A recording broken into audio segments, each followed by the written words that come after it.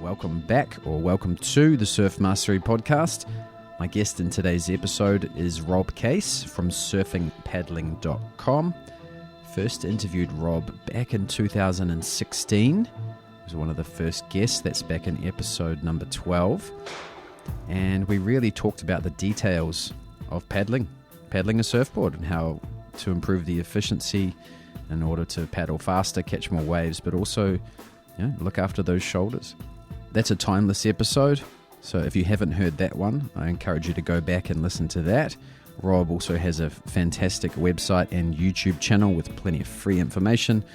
And then after I'd interviewed Rob back in 2016, I then moved to the States in 2018 and did both of his courses, level 1 and level 2, and I cannot recommend them enough. Yeah, so go back and listen to episode number 12. I will put links to that in the show notes, and also go and check out Rob's website, surfingpaddling.com. Again, links to that website in the show notes.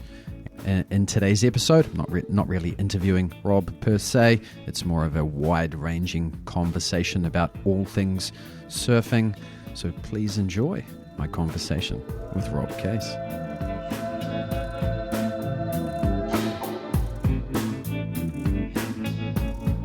Heavy. Are you getting time to surf and to kind of unwind, or are you just 100% dad?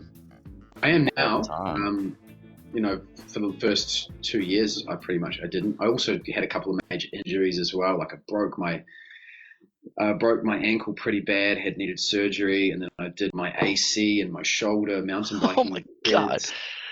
Oh my god, dude. So, I was only just I rode a shortboard today for the first time in a long time. So wow, just sort of getting back into it. But I've been doing heaps of longboarding, which is, I've been riding my 11-foot glider basically exclusively for 6 months. So that's been a nice sort of re-entry back into surfing. I bet everybody around you loves you. No, there's just no one ever around, man. No one surfs around here. I had it to myself today. Yeah. Just in the summertime, it'll get busier here, but in the winter, and it's already warm here, so nice. Yeah. I was in New Zealand this time of the year when I visited North Island. It was awesome. Yeah. Loved it. Yeah, this is a nice time of year to be here, actually. Yeah. Where are you? Are you near Auckland? No. I'd be an hour flight from Auckland or a 5-hour drive south in a place called Hawke's Bay, which is on the east coast of the North Island. Okay. I don't think I got down there. We went to the east coast, but we shot through Lake Taupo and got almost straight over, and then we went north and got waves. So you would have gone to Gisborne? Yeah. Yeah. So you went north, and if you'd gone south, you would have ran into me, basically. Okay. Same coastline. Gisborne's kind of the famous surfing area on the east coast around here. It gets a lot more swell than we do. It's mostly small wave surfing around here. Yeah, it sounds like the glider works then. Yeah, exactly. That's cool. You been surfing much? Yeah. We've been busy surfing. I mean, I don't think I've gone surfing for myself in a while. I'm always with a client, so it's still surfing, but it's not personal surfing. I'll catch a few waves every once in a while. And then I have to acting like a guide or an outfitter in a way. No, it's so things have changed since you took the course. My level 1 course, I've gone all one-on-one for the most part, 4 sessions, and 2 of them are in the ocean and 2 of them are in the pool. So it's nice because we stretch things out a little bit more. It's not so condensed into one shot. I still do the group workshops from time to time, but the one-on-one has been a blessing in disguise because I really get to know the clients better, and I get to see them in the ocean, because like the way they move in the pool or in flat water is totally different than how they move in the ocean sometimes, especially when they're in that wave catching environment. Yeah. And then all their bad habits come back. And so I kind of have then something to work on with them. And then Mm. I can take them into level 2 and I'll already kind of know where their wave catching baseline is at that point. So it's Mm. been cool. I thought I was done as a doornail when COVID hit. I had just finished an injury at that time too. I had put a fin right through my right foot and almost lost two toes. Oof. And yeah, it was brutal. It was a long recovery. It wouldn't recover. The blood flow wasn't working down there. Mm. And so that so I was out of work, like I couldn't work for 4 months before COVID hit. And then I finally got back on my feet and then COVID hit and I was like, oh crap, I better freshen up my resume again. Yeah. But then, as you know, surfing kind of blew up and I've been 7 days a week like ever since. So, Oh, and really? it's great. Yeah. I have to I need to remember to schedule time for myself to rest, but it's been good. Things have been flowing. Changed level 2 a little bit since you took it, but yeah, I'm just doing the same level 1, level 2, anything up until people are standing, and then I'm working with a lot of surf coaches and teaming up with them to kind of take it from there. So I've been So doing surf trips since too. okay, Yeah. that's awesome. But when you say like anything up until they're standing, does that mean you're including the takeoff pop up movement as well into your training? Yeah. Yeah. So that was an addition that was requested by a lot of clients. Like whenever they took level 2, they're like, "Oh, can you look at my pop up?" I'm like, "I can," but like, there's a little bit of science behind the pop up, but there's not really anything that's been studied. But what I was able to kind of research and find anecdotally were a couple things that were common across any technique that's taught. And so my philosophy is like, hey, as long as you get to your feet with control of your surfboard in all planes, horizontal and lateral, you move the way you're going to move, right? And Mm-hmm. then the second absolute is that you have to learn to do that unconsciously with unconscious movement, not thinking about it. Mm. So those are the two rules, and that's constant across anything. And so then I looked up a few different kind of movement paths that a person can make, and because a lot of people were like, well, I can't move this way when so and so tells me to do a pop up this way. And I'm like, well, why don't you do it in reverse and let's see what your body will do. And sure enough, when they did it in reverse, they surprised themselves in how they could move. And I was like, well, you just need to train your brain to do it the other way, right? Mm-hmm. And so it kind of helped a lot of people. And so I included it. So now level 2 is getting out, strategy, and technique, which is another thing that's completely lost with a lot of people. And Mm-hmm. they burn so much energy making the wrong decisions. And I'm like, hey, make better decisions with strategy.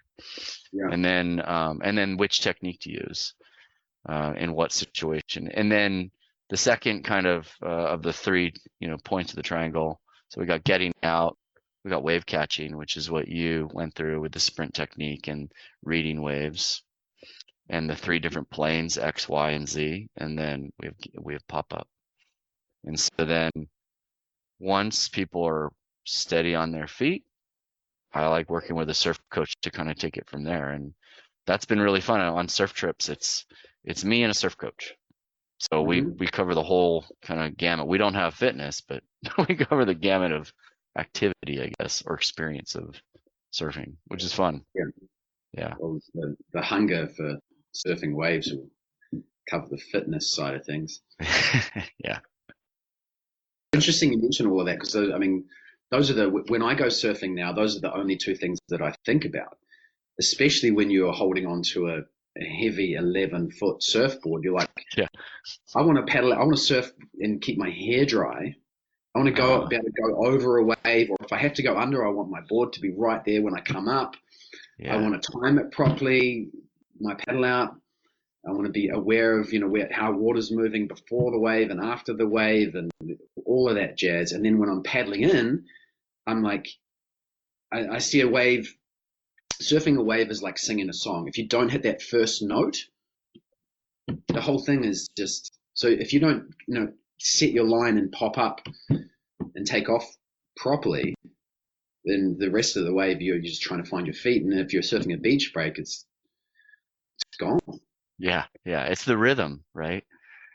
Yeah, you're out of rhythm. And you could be out of rhythm or in rhythm just getting out, and you talk about hair dry or hair not. A lot of people, they kick out of a wave and they're immediately on their way back out. And it's like, whoa. Like, let's have a plan of, if you catch the wave and you ride it properly all the way through, where's your path back out?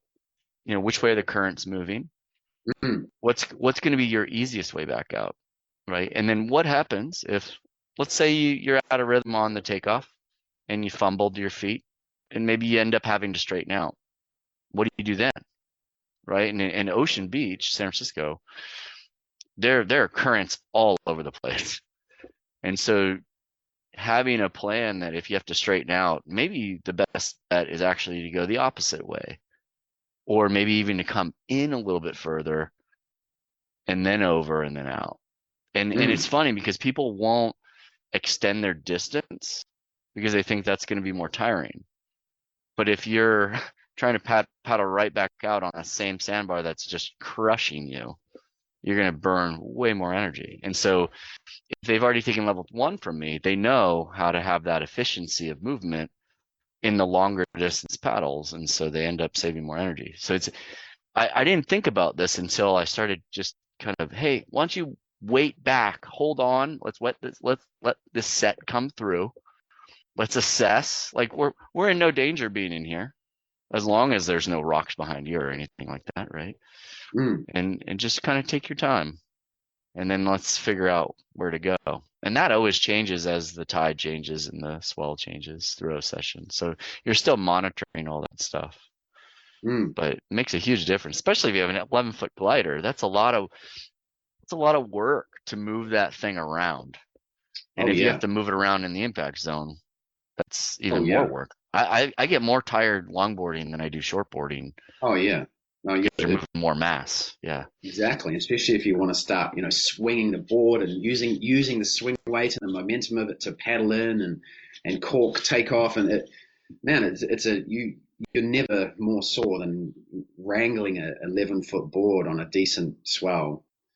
Yeah. And you're right, and all of that stuff, like in between waves, because you have to hyper focus on which way the water moving. Where is everyone? You've got a 11-foot board and a 9-foot leg rope. You need to be hyper aware of everyone else. So, well, if you're considerate like you are, I know some people that aren't as considerate with big boards like that, but yeah, of course. Yeah. Yeah. And the cool thing is having that much board sort of forces you to focus in on all of this stuff. And just when you do jump on the shortboard, it's sort of like today I noticed, because I've been surfing the 11-foot glider exclusively, it's because once it's going, there's so much momentum and you can get in so early. You can surf way behind the wave and still make it around sections, and you can just cut through a lot of stuff. So you get very used to surfing right back behind the wave and not worrying about the wave running away from you because oh, no, I can see it. I've got my momentum. So then it changes your whole perspective. So today on my shortboard, I was a bit slow on the takeoff because I was sort of used to riding a bigger board. But it didn't matter. It actually helped me a little bit because it made me air drop down into, and I was already behind the wave, but it didn't, because I was able to, because I was so used to being back there riding the big board, I wasn't worried. It gave me a lot more confidence to surf behind the wave and really sort of trust in the bottom turn's going to shoot me around. So that's neat. I never thought about that being an advantage of that, and switching to a shortboard and having that is really cool. And I felt that. That's why I'm like, oh yeah. I have certainly felt that same experience when you switch back and forth. Yeah, if you push pause on any on any high level surfer, right, surfing a decent wave, you push pause at the apex of their bottom turn and just imagine, okay, what are they seeing? What are they looking at? Half of their vision is taken up by whitewater. Half of it. How often are you surfing like that? How often are you surfing so far back that you're not even sure whether like the whitewater's right there? Not often, man. No, not often. And the thing is, if also there's the same thing as how often do you do a bottom turn and you realize, I could have been deeper, and it shoots you out onto the shoulder too far and you lose all your speed. That happens all the time, right? We always push our bottom turn too far away from the whitewater. But how often are you making the mistake of not pushing your bottom turn back far and like too far, like fading too much and just getting smoked? Yeah. We don't do that. So if you don't start going and playing with the opposite side of the spectrum, we all know what it's like to surf on the shoulder and surf away from the power source on a bigger board. But just play around with how far back can I surf? How close to the whitewater can I get and still actually make it around and still set a line? And surfing a bigger board really gets you to play with that because there's a lot more momentum. The board's already moving. There's momentum. You can make. There's more wiggle room for those mistakes. You can surf back quite far and still make it around sections. Yeah. So the bigger board. So and then if you do a cut back, everything's slowed down. You end up right back, and you'd be surprised how far behind and down into the whitewater you can come out of in surfing. And that's the pros. That's where the pros surf, right? As close to the whitewater as possible. It's a good compromise of learning that skill, because if you were on a shortboard all the time and a surf coach told you, you should be fading more and being behind the whitewater, no surfer is gonna give up waves until they learn that. Like waves are too precious, right? I that's something I commonly tell clients is like, hey, let's make your paddling strokes precious and waves, just let's let them be, because you got to try stuff. Like if you're going to progress, you got to try stuff. But this is a great compromise of that. It's like you still get the wave with a glider, with a bigger board. You're still going to make it around. You're still going to learn that. I like that. Yeah. I like that a lot. Yeah, and obviously a big, 11-foot board, that's exaggerating. You could, get a mid-length, and the principle, there's going to be a lot more leeway than you're going to get with the performance shortboard.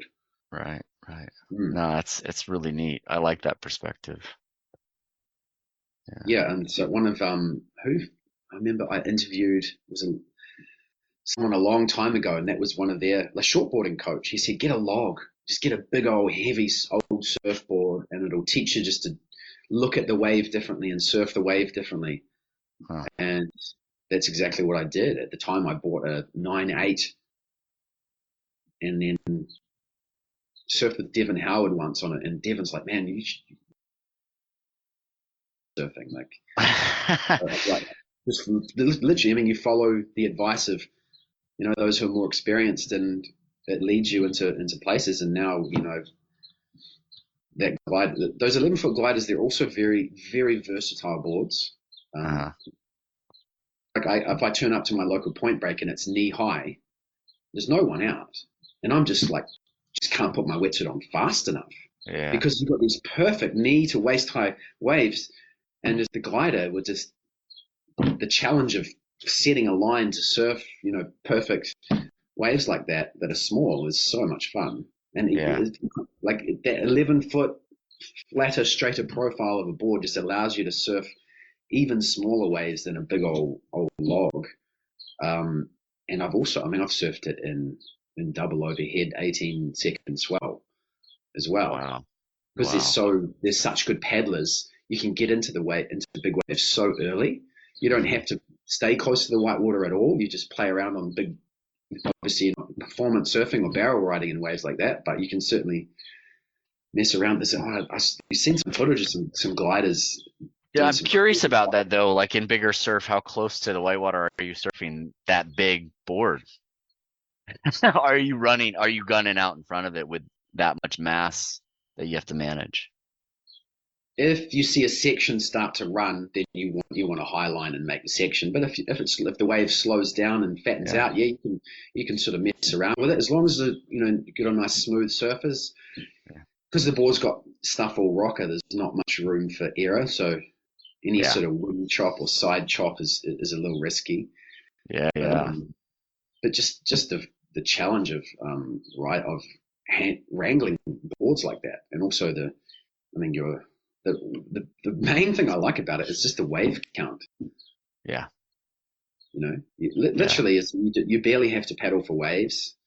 If you see a section over there that's oh, that wave's going to break over there, 20 meters away, you just paddle over to where the wave's breaking, and you can surf all the smaller ones in between sets, and and you can go in the inside, surf a couple of smaller waves, and if you see a set coming, you're not going to get stuck on the inside because you just 20 strokes and you're out further than everyone else.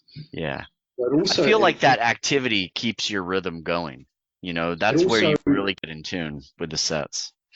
Totally. And then the thing is, you can take that same approach into your shortboarding, which is what pro surfers do, right? And that's because their efficiency at moving through the water and their fitness and their strength and their paddling technique is so good that they can move around that much. And they don't mind duck diving. If they duck dive a wave on the inside, they just pop out the back and they're laughing. Yeah. So you get to see a lineup differently, and if you're willing to put the effort into get your paddling technique and your strength up, you can surf a shortboard like that as well. And it's what you see. What Gabriel Medina is the master of, just catching every single wave that comes through, and he's like a dolphin paddling. It's like, what? How do you move a tiny board through the water that quickly?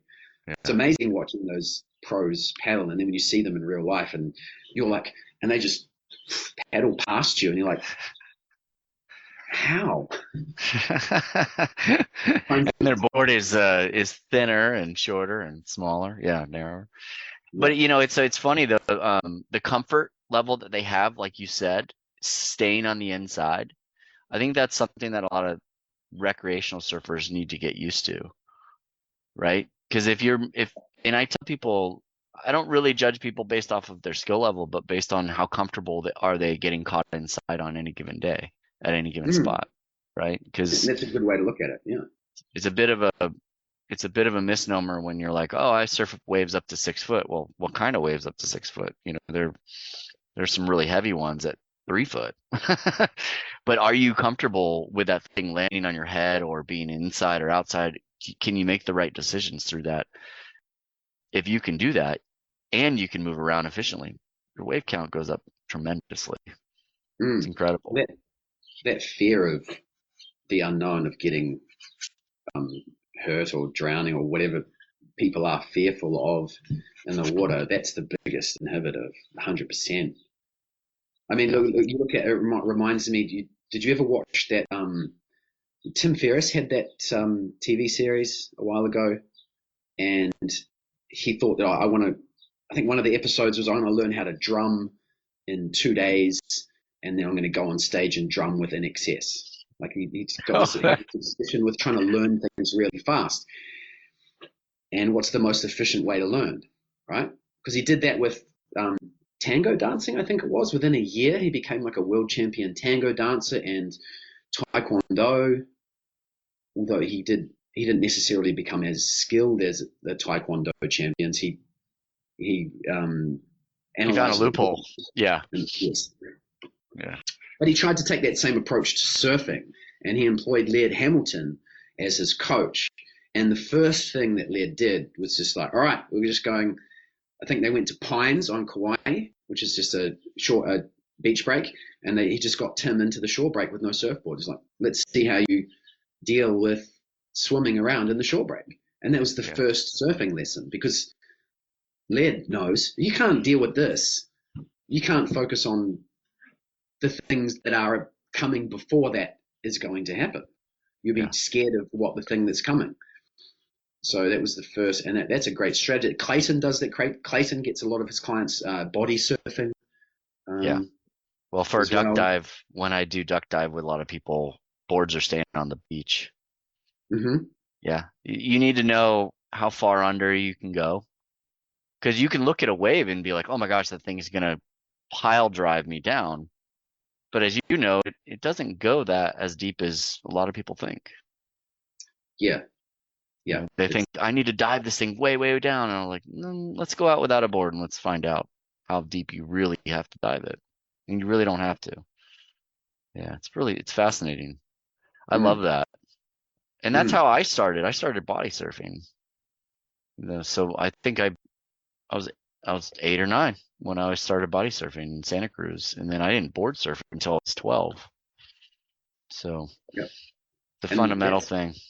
It's also that's naturally how kids get into surfing too.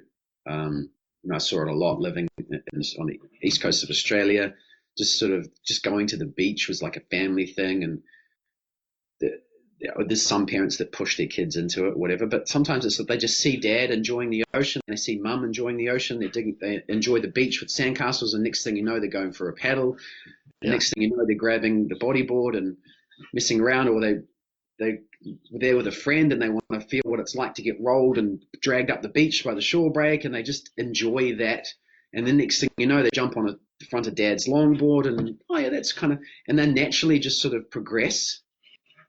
There's no pushing at all. They're just exploring the ocean and having fun with that that natural energy that's coming in. And I think if we all just always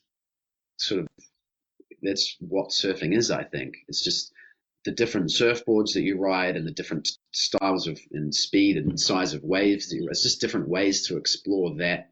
Just go and play around with the energy that's coming in that nature is giving us, and just tune into it. Yeah, if you polled the number of recreational surfers nowadays, I doubt half of them do that. Especially the newer surfers in the last 5 years. So that's something that just needs to happen. Whereas you and I, we kind of grew up doing that. That was forced upon us in a sense. Yeah, well, nowadays the entry, because there's surf schools everywhere that have wetsuits and soft tops readily available to try. And then if you want to buy a soft top and a wetsuit, it's dirt cheap. Mm-hmm. It's cheap, almost cheaper than filling up your car nowadays. You can buy a soft top. Yeah. Well, and they want the Instagram moment, right? So they want the Instagram moment, and a surf instructor can get them that pretty quickly without any whitewater experiences, having to paddle even. They can get that moment, and then they're like, "Oh, I get some more experiences to deal with it there, before you really become one." Yeah. And I was at fault too. I mean, I was a surf instructor when I was in college, and that's what we did. Like the number one thing was get them up and riding, get them stoked, and we taught them etiquette and we taught them paddling. That was where I started doing my first studies, and my first kind of A/B testing was there. But so I understand the dilemma that surf schools have. But at the end of the day, like, at least when I was teaching, maybe 5 out of every 500 that I taught would continue surfing. It was mostly they were there for the class, they were there for the experience, and then they would never surf again. I think nowadays people are getting hooked way quicker and longer. Yeah. Yeah, well, it's not. I mean, that's what surf schools are there for. They're there for that tourist experience for the most part. Yeah, and there's nothing wrong with it, I don't think. But yeah, as soon as you want to, I really want to try this thing, it's good to sort of learn about etiquette and where to surf and some of that stuff, which it's hard to. Yeah, unless you were to go in and regulate and have surfing licenses, there's not much you can do about it, I think. But sometimes maybe it's just up to the more experienced surfers just to stay calm and just help educate some of those newbies if they're willing to listen. Yeah. I don't know. It's a tricky one, isn't it? Because I think must be probably when you come into surfing as a sort of an older person and it's popular, it's accessible, and then you see someone who's essentially you think is your equal that has in reality been surfing for 25 years. There's just a massive that I don't think new surfers understand that disconnect about what, you know what I mean? Mm-hmm. There's a lot of different, and you can pick and choose your conditions too. You might only ever surf nothing bigger than glassy 3 foot and you only surf during 3 months in summer, you know. Yeah. There's a big difference between that person and someone who's surfing every day, no matter what the conditions are, and they've got, you know, a quiver of boards to deal with the conditions, and there's a big difference there. Yeah. Yeah. I think I only come into problems, I think, is when those newbies try and surf. They think they can just go out to First Point Malibu and wait their turn and get a wave. Mm-hmm. Whereas it's not. Yeah, you might as well be at Zuma practicing on the closeouts, really, because you can't really go along the wave anyway. Mm-hmm. There's a bit of a mismatch there, I think, and I'm sure that's where a lot of the frustration comes from, I think. Yeah. Just this morning, my client and I were at a local spot where, when conditions get like they're about to get in the next few days with a certain angled swell, a lot of surfers can get pushed into a cave, and so there's a safety issue, especially if you don't know what you're doing. You know, and lately, you know, the locals, the guys that I looked up to growing up, they've been vocal to new surfers at that spot, and I think it's partly they're upset that, hey, listen, your level's not here, go down the beach. But it's also, I don't want to have,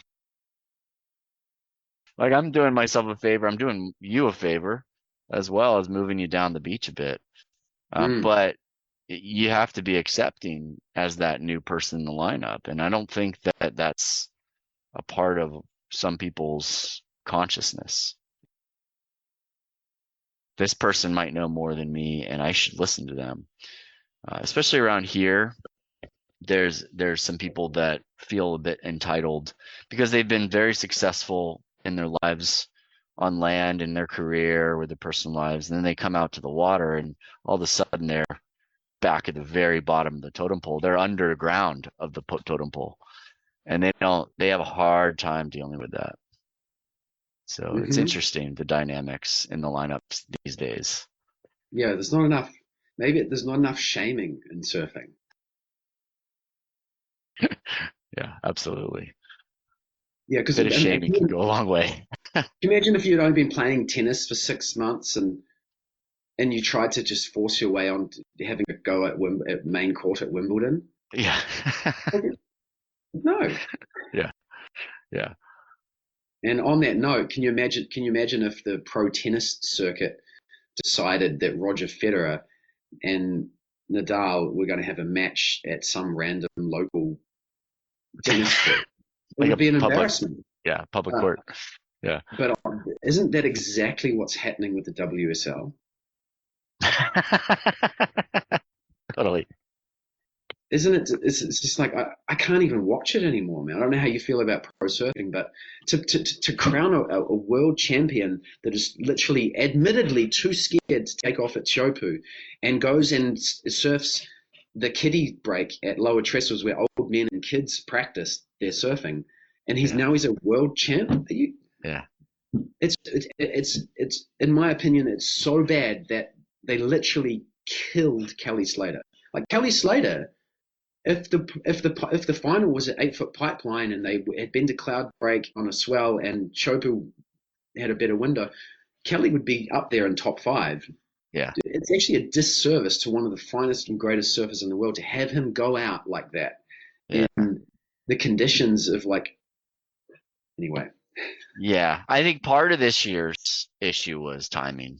They didn't get waves, even at those heavy spots, which was reflected in his point total. You know, the Ultimate Winner's point total was pretty high compared to everybody else, but there were no swells. There were no legitimate swells, right? It's literally like getting Federer and Djokovic to go down to the local tennis court and for the world title.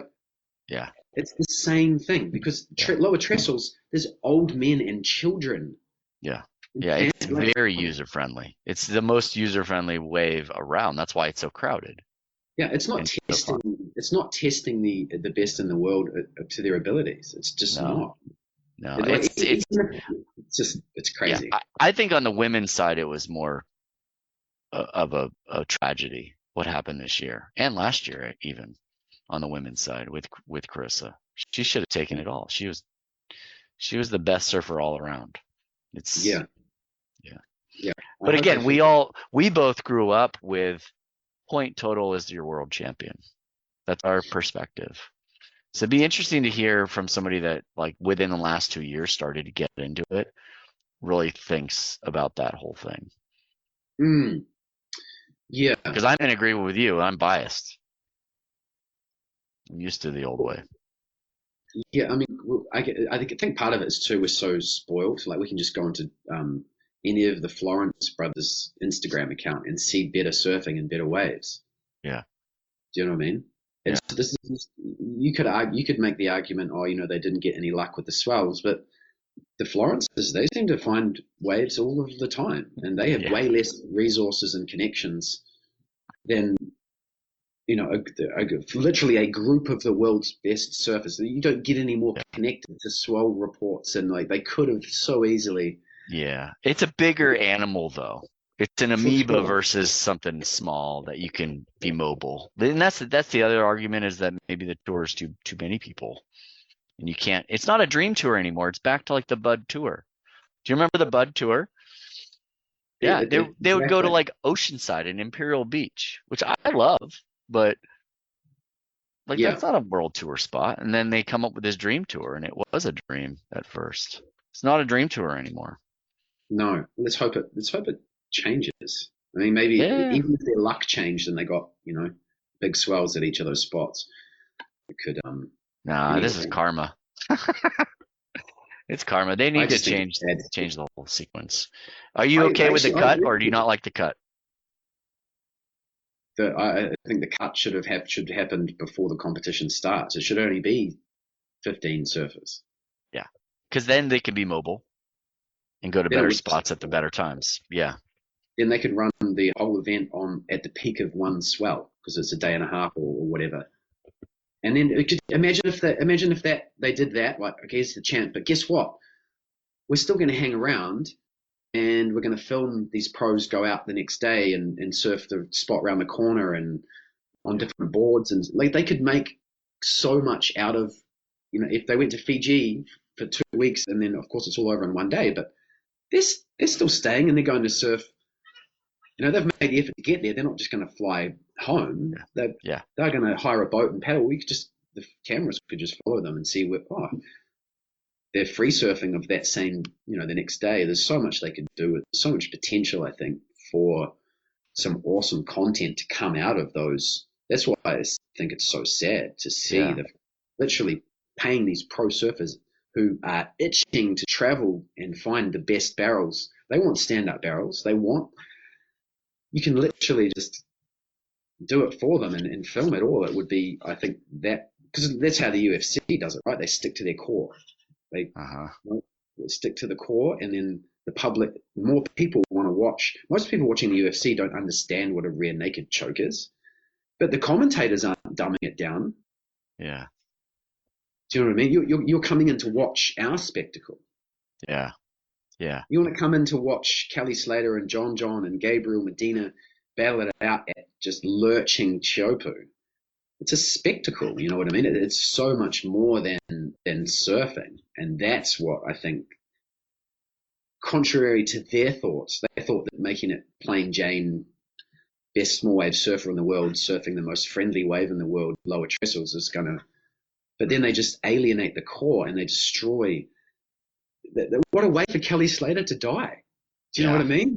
Yeah. Everyone's like, oh yeah, he's still so good in big waves, man. Like maybe he's got a shot, and then they're just, next thing you know, it's just small wave venue. Like they get skunked everywhere, and where's Kelly Slater?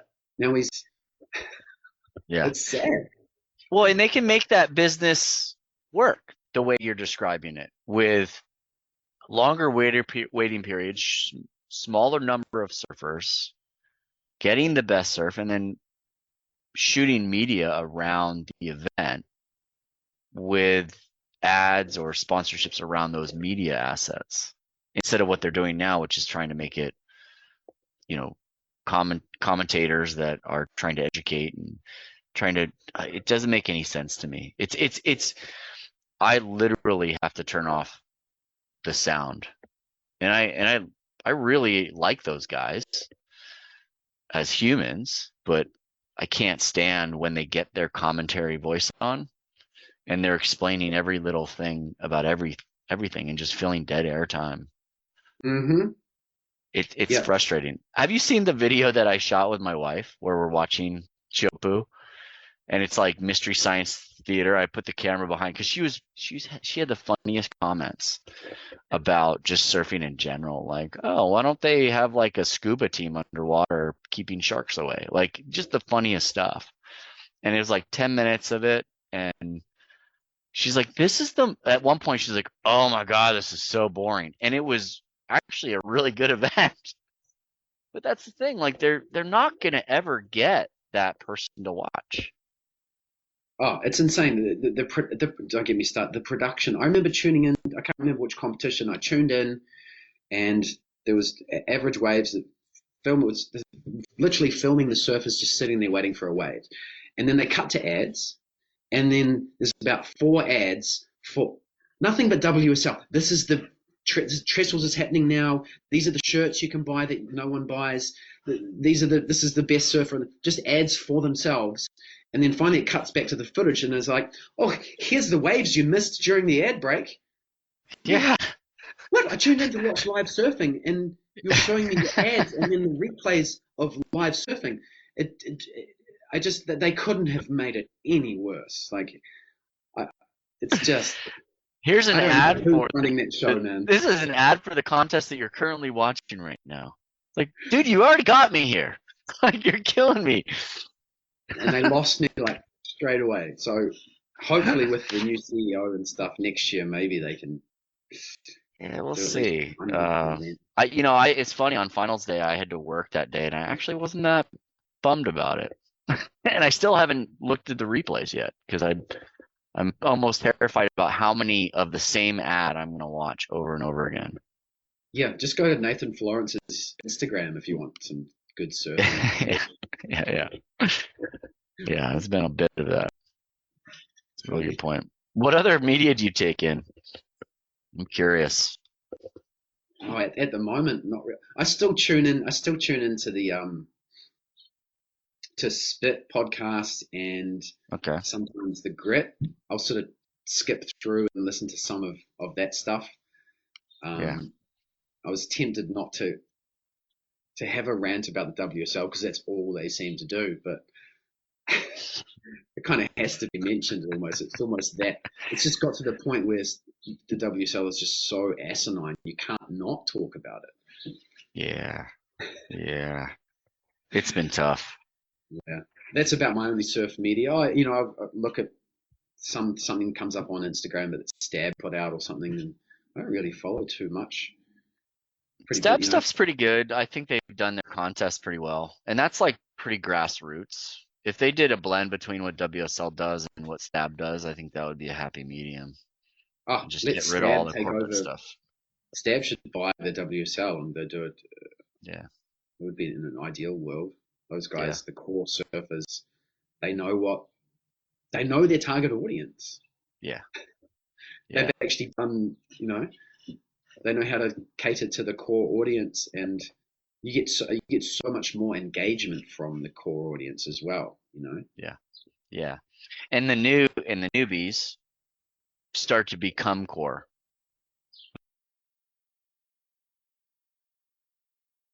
Cool. It's what's missing. Yeah. Because going back to your, sometimes they need to be shamed.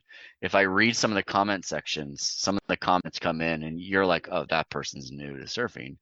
And sure enough, the next comment is shaming that person. Like, well, they learned their lesson. Don't touch the hot oven.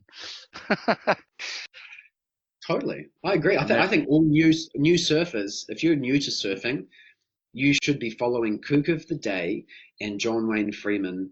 You should study those Instagram threads like for hours. Just go through Kook of the Day and John Wayne Freeman's commentary and just realize, that satire will help you to understand some of the rules and the culture of the core surfing, and you will have a way nicer time in a crowded lineup if you just sort of understand a bit more of that. Once you get to the, obviously you want to be at a level where you can negotiate a crowded lineup, but that's a lot of people's frustration, right? Is getting waves in a crowded lineup and understanding the etiquette and the culture and can I get a set wave? Can I sit in the whatever? You learn a lot of that stuff through those satire surfing Instagram accounts, I reckon. One of my favorites is Luke Siedeman's Raglan Surf Report. I mean, he does it beautifully. He's been doing some really good ones lately too. Yeah. Yeah. I like the opposite day when he was at like Ulu's with the ladies and the men. That one, I was like falling off my chair. It's so funny. Yeah. Yeah. And so true. So true. It's nuts. So. Uluwatu is a beast of its own. Have you surfed there? No, I haven't. When I go to Indo, I avoid Bali like the plague. Yeah, I will go an extra day of travel just to be away from the zoo that is that area. But I mean, I think it's beautiful in its own right. But if I ever go there, it's not with the purpose of surfing. It would be to explore the temples, and if I can surf, which normally you would, it would be a bonus. But I don't know. I can't do major crowds anymore. Yeah, I hear you.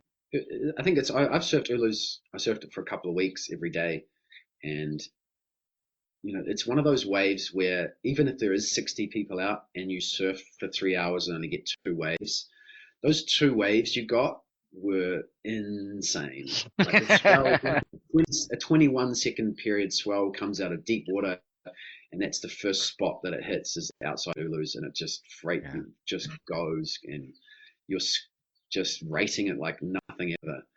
Yeah, it is a kind of pretty unique experience. It's similar to sort of I don't know if you sort of cloud break. It's a similar sort of a freight train, raw energy sort of wave, and it's amazing. There'll be 60 people out, but literally half the people out there you don't even know how they paddled out. Like you're going, how did you even walk down? Because it's not an easy place to. So you've got to walk down this very steep stone cut stairway, and then you've got to negotiate a cave that at high tide could easily kill you, and then you've got to paddle over a very shallow coral reef to even get out there. And I'm just constantly dumb. This guy's lifeguards up on the point whistling at people, making sure they don't get into trouble, and there's all sorts of newbies paddling out and getting cut, and so it can be 60 people out, but there might only be half those people actually know what they're doing. The rest of them are just managed to somehow negotiate their way out there. Yeah. Well, I mean, you said it right. You did it right. You were there for a few weeks. Yeah. So if you're there for a few weeks, I get that. I'll do that. If I'm planted somewhere, I don't mind it being crowded. Like Santa Cruz is like that. I'll go down to Santa Cruz, but I'll spend the day. And if it's packed and there's a bunch of aggressive people, I'll just get out. I'll get out, let them have theirs, and then I'll get back in because it's good all day kind of deal. That's how I kind of navigate it. But in terms of epic freight train waves in Indo, comes out of deep water just like that, and it's right, and I'm happy with that, and I'll take that any day. Travel an extra day and a half to get there.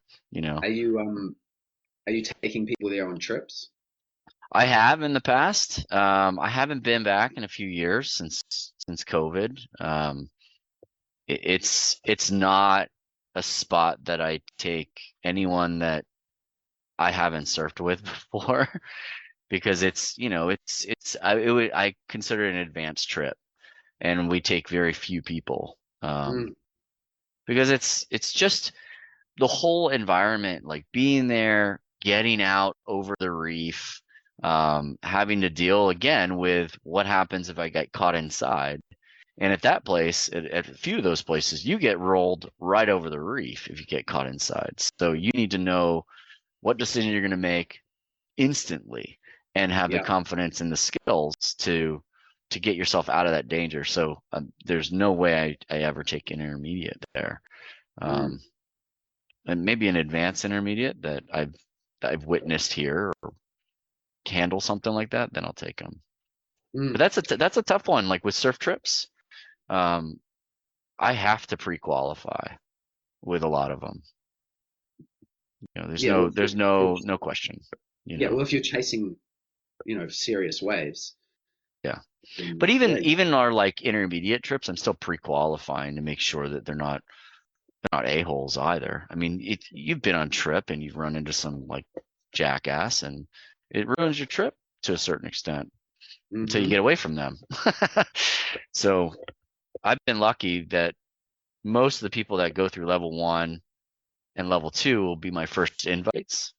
And I know how they surf. I know what's going to help them, what's not really for them. And I can almost customize the trip with the people that are going to thrive the most. Do you have a trip? I don't really get to the rest of the invite list because it gets full. And I'm like, well, sorry, it got full. So that's just the way it is. So, but. When's the next trip? So 2024, we have planned out. Surf Ranch is in late February. That's an annual trip now since COVID. Yeah. And then we're going to do a surf camping trip in California. Just the kind of California experience. We're going to pick a few campsites and do small group. Let's just go out and surf. That's not a coaching trip. That's just a fun. Let's get together. And then in July, we're going up to Washington again to that standing wave, the city wave.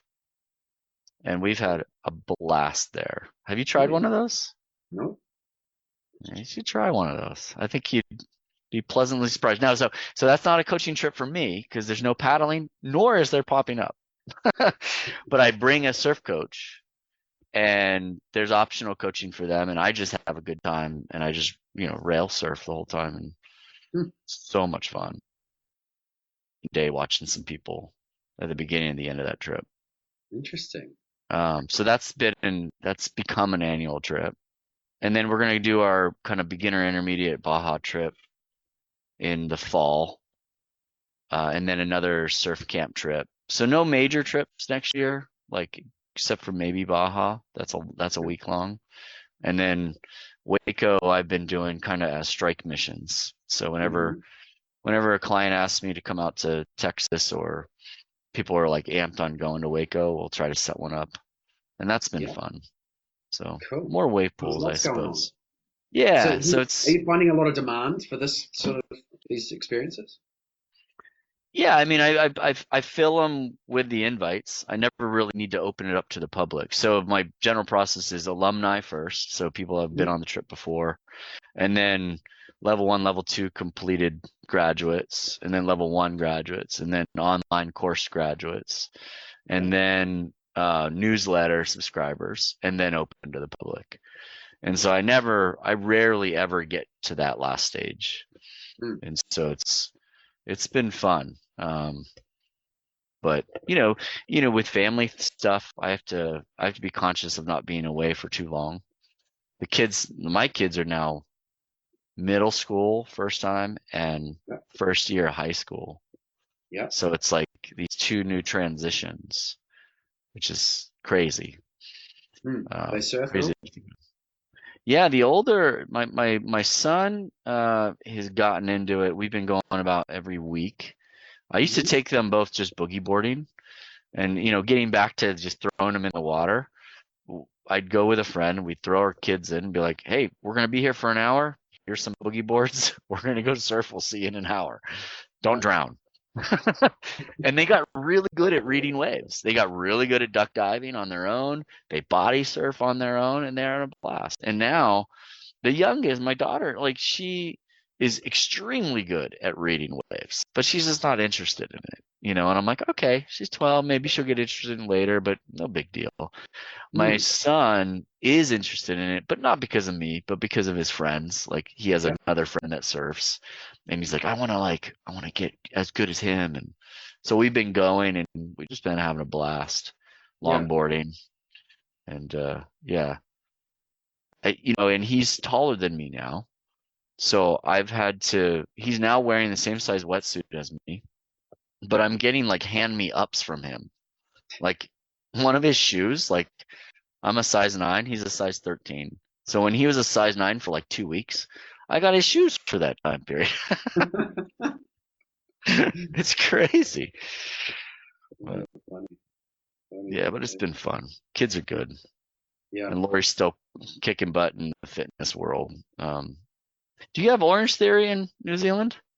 Orange Theory Fitness. Orange Theory Fitness. It's like heart rate specific. It's one of the fads, like a CrossFit or. Okay. No, I haven't heard of it. So no. Yeah, so Orange Theory, it came out years ago, and so she was doing personal training at a bunch of different gyms, group classes, bunch of different gyms, and then Orange Theory came along, and it was such a great fit for her because you could do like 5 or 6 classes in a row because you're coaching and you're not actually physically spinning the bike or doing the class, you know? Yeah. And we were finding she was getting exhausted trying to put classes together for a full day. She was exhausted. She can only do like 3 in a day. And so when she found Orange Theory, it was a good group of people. The client list was awesome. And so she started with them, and she's been coaching with them for a few years through COVID, and is now the head coach there. So she's like does the schedules and trains the people and everything. So, but it's pretty fun. She's kicking butt at that. Yeah. Cool. Have you ever thought about doing a trip with one of the kids, and then the people that come on the trip also bring one of their kids? I have not. Now the first one where that might happen is Surf Ranch this year. So I'm thinking about bringing my son, but he might just stay at the kind of the end basin, not ride the real wave, because he's not quite that skilled yet. And I don't want to drop that much money for him to waste my wave. But that's a really interesting idea, is to do a parent-child surf trip. Yeah. For sure. Yeah, in the Maldives or something, like where you can just leave them with an instructor and a soft top if you want. I see where your head's at. I like that. Yeah. But take them as well to a medium wave and help them. But then if it's pumping, you go into the bay, white sand bay with the soft tops, and we're going to get barreled. We'll come back and. I like where your head's at. You could do a mixture on a trip like that. It'd be pretty cool. Yeah, there's not. It's funny. I get a lot of clients that ask me like, "Where's a good surf trip that I can bring families to?" And there's, my spot in Indo definitely, like, my friend promotes it as, "Oh yeah, it's family friendly." I'm like, it's not family friendly. Like, you have to be a super adventurer of a family to do it. But like, there's a place in Mexico that's awesome. You got a nice hotel, you got waves out front, you got a variety of waves. But that and wave pools are my 2 go-tos. Like, it's crazy. I can't think of too many where the accommodations are nice for the family and the waves have this variety. I mean, Fiji has some decent beginner waves, I've heard. I've only Swimming spent 1 pools. week there. Yeah. I've spent 1 week there, and it's even the waves that they call friendly. You still, I mean, if you stuff up, you hit the coral reef, and you've got a cut on your knee, and you have to kind of know what you're doing still. Yeah. Okay. I said, you wouldn't take beginners there. There must be somewhere where in the Maldives or something where there's a sand beach that the swell comes in a little gentler. Obviously, the accommodation in the Maldives is not cheap. Have you been there? Have you been to the Maldives?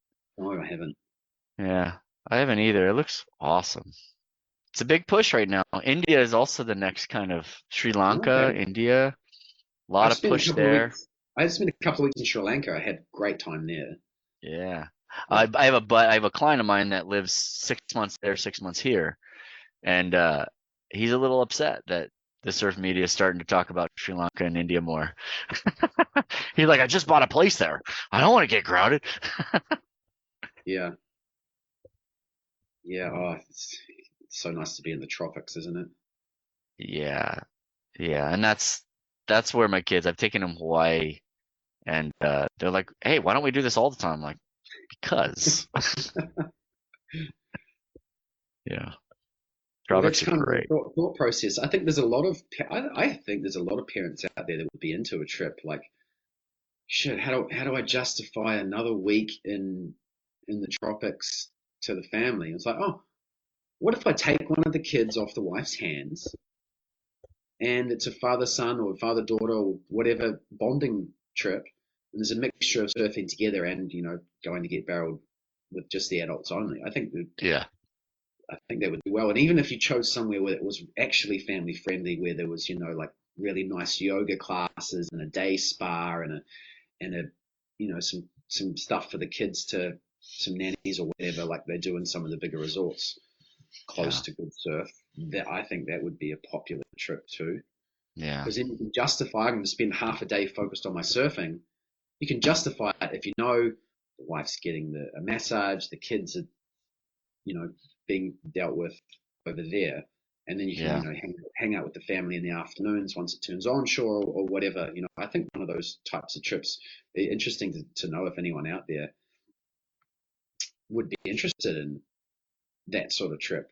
Obviously, there's a lot of logistics to organizing that, hmm but yeah, you got to do a holiday week, right? And that's what I find now that the kids are older. When they were younger, hey, let's pull them out of school for these experiences. Love it. yeah, But now they're getting into some more serious academics and sports, and you pull them out, and that's a big no-no. they're And behind. Yeah, yeah, yeah, so yeah, that's we're tricky too. we're now Yeah, having to do vacations during vacation weeks, and my wife and I are like, oh, this is terrible. It's so busy. It's so expensive. Like, what happened to just pulling them out on Wednesday at this off season?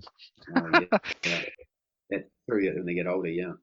Yeah, but so I'm looking at another 7 years, and then they'll be off to college. So they'll both be off to college. We'll Mm, see. That's yeah, another thought, is a trip then. So we'll see. I'm just trying to build their skill level up to a point where I can take them where I want to go yeah, if they're interested. yeah, yeah. Yeah, the world in 7 years, the world could be a very different place. Yeah. Well, and speaking of like, okay, where do you take people, the family? One of the most family trips was that city wave up in Washington. Like my wife had a blast there because it's like an amphitheater. She could Oh get yeah. beer whenever she wanted. She'd get tacos whenever she wanted. She was in the shade. She saw action in front of her. She Mm, could zone out to something else. Like the kids were yeah. busy in the water park down below having a blast. Oh yeah. And it was like just a great vibe. And Mm, I've seen that at Waco as well. And to surf ranch to a certain extent, but I think these wave pools are like kind of like that. You don't get the cultural experience, and you don't get yeah. the surf adrenaline that you would on a proper surf trip. But that's kind of, I think, where they're trying to take some of the business plans for those. It's not. Yeah. I mean, wave pools are becoming so. There's so many of them being built and stuff. I think there'll be a point where there's a lot more of this stuff going on. I imagine Yeah. so. And I still haven't surfed a wave pool, so I've got no idea Mm. I can't imagine. But everyone seems to love it, so. You might be a convert.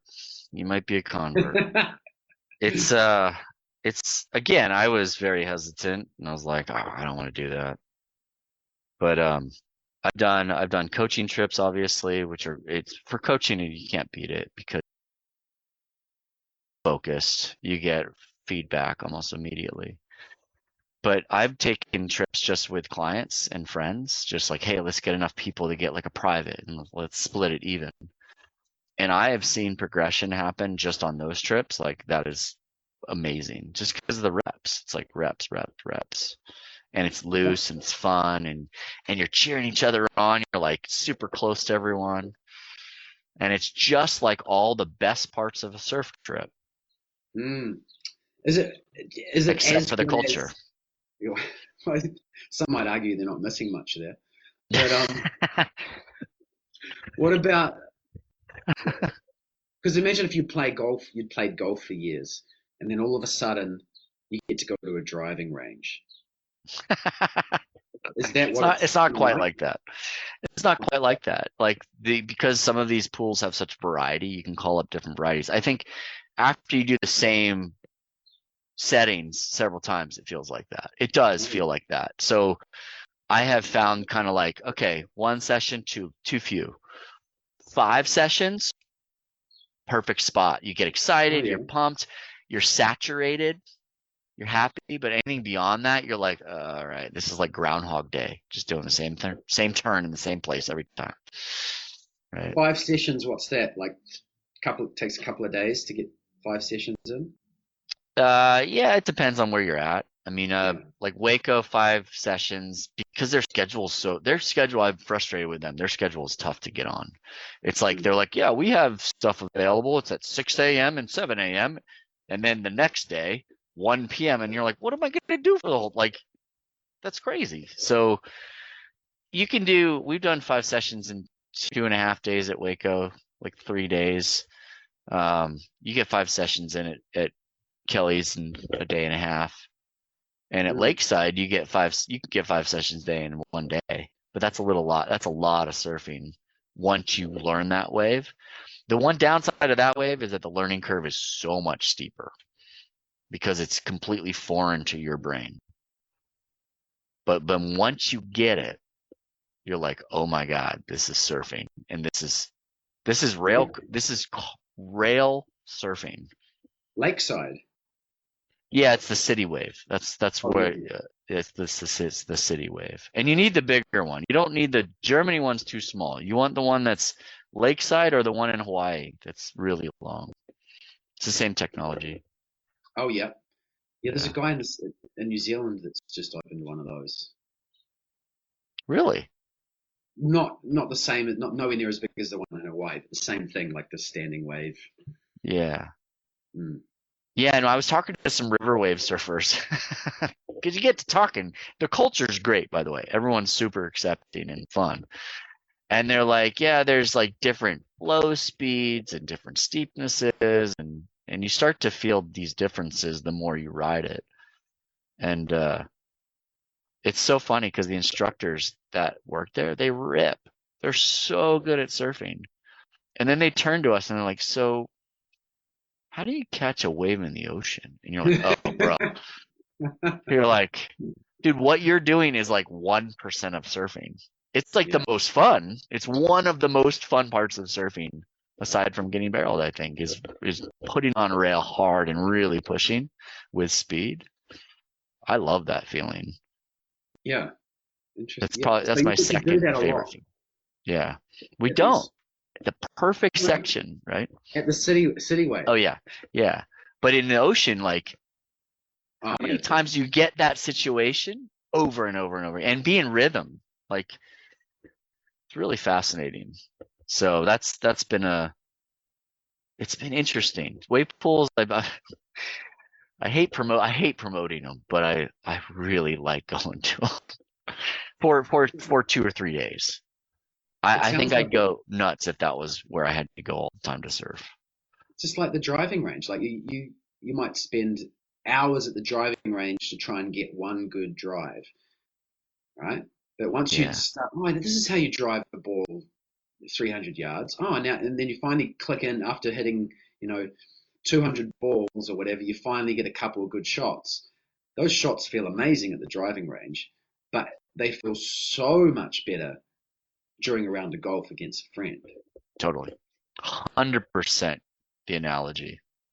Yeah. And then when you're sick of, like, you've been playing rounds of golf all day long and you're out of rhythm and you're not hitting it well and you're completely missing the ball, that's when you go back to the driving range to kind of freshen up. And that's That's how you use it. Mm.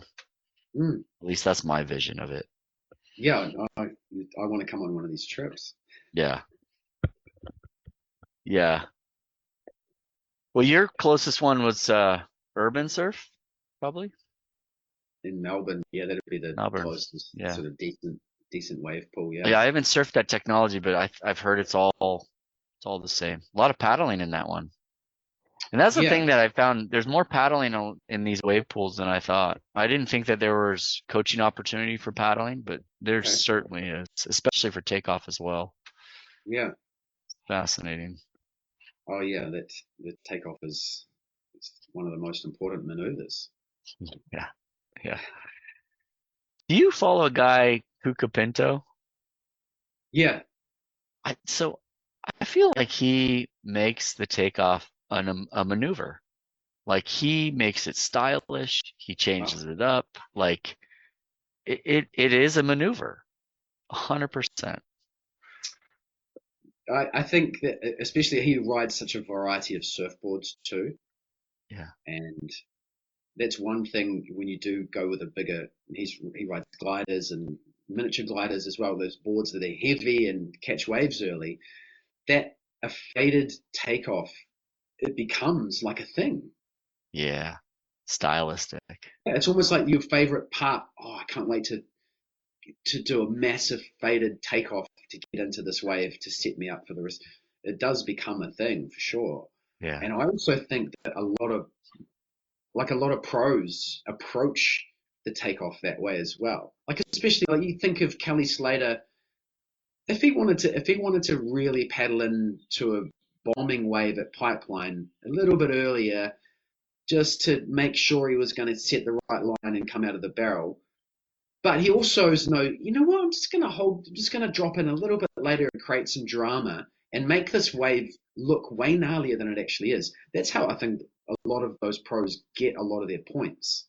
Yeah. Like I the famous agree. one being, you remember Italo's first ever wave at the box, whether it was or not, and he just dropped out of the sky and did this almost faded too far bottom turn and wrangled it. And if that same wave had been ridden by Jack Robinson, he might have threaded the needle perfectly and got a couple of points less. But Yeah. because it was so dramatic and I think that when you start riding these big boards like Colapinto's riding, and you get to play around with that in different ways because you get in the wave earlier, you get speed out of the flatter section of the waves, and so yeah, and Yep. I think that's the more I surf, the more I realize how important that moment is that as you're paddling in, setting the right line, popping up with good timing, not too fast, not too slow, making sure your feet hit the right spot. But while you're popping up, you're still surfing the wave. You're still keeping an eye on the wave. You're not. Yeah. If you're lacking neck mobility, you might literally have to look down halfway through your pop up because you don't have the mobility and strength to actually stay connected to the board as you're going through that movement. Your brain's going to slow everything down that you're realizing it'll feel like the wave runs away from you, but in actual fact, you just weren't. Your pop up wasn't there. It's all it was. Yeah. So I think that it's the most underrated, underworked on aspect of surfing is that it's heavily overlooked. Heavily overlooked. People, they come to me and they're like, "Yeah, can you help me with my pop up?" And I was like, "All right, we're gonna slow this thing down, and we're gonna work on it because it's to your point, it's a maneuver. It cannot be overlooked, and you do it differently in different situations. When the wave curvature is a certain way, you do it differently. You physically will do it differently when the board drops out from underneath you versus staying more buoyant on top of the water. That movement and that physicality are completely different. And even the timing, as you pointed out, the speed at which you do it could be different. Yeah. It's crazy how overlooked it is. But people want to jump to surfing. I want to surf. I want to surf. I want to surf. It's like, okay, get down the line. Yeah, it's overlooked in so many ways, like including the ways in which the pros use delay or go early or late, or they mess with the pop-up and the timing of it to create drama and to maximize barrel times and foam, but all sorts of stuff. They're so in control. And it's a fundamental skill. Like, lie down on the ground and stand up. Yeah. Like, forget about being a surfer or not. Like, that's actually like a measure of longevity and life length, they say.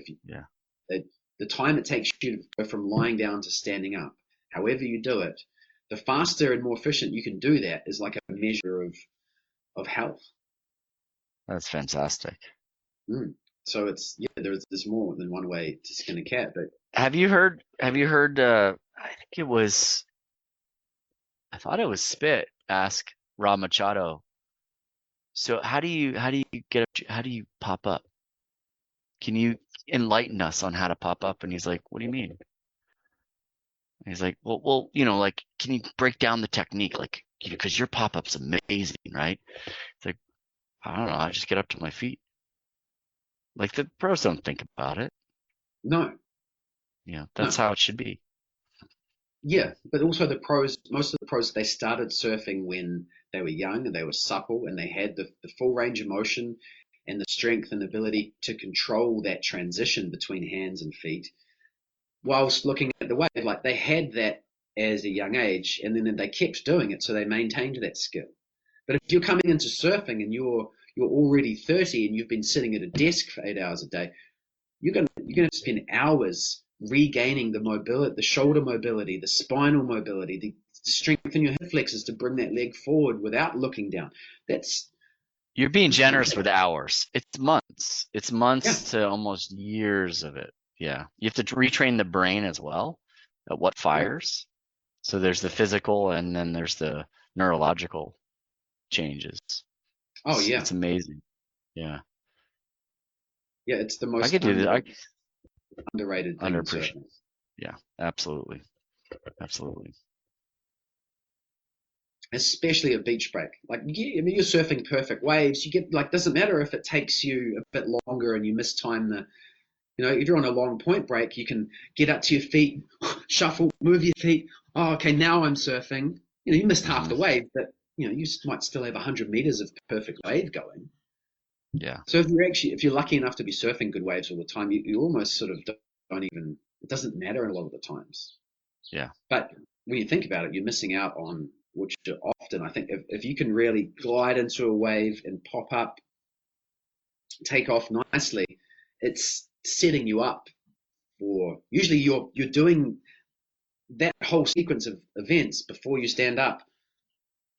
That's setting the tone of the entire wave. If you're doing it in the right spot, you're doing it where the wave starts breaking, where it's peaking, where it's most likely the biggest, where it's most likely lurching the most. You actually have the most potential to begin that wave with lots of speed, and that can carry you through the sections. It sets the tone for the wave.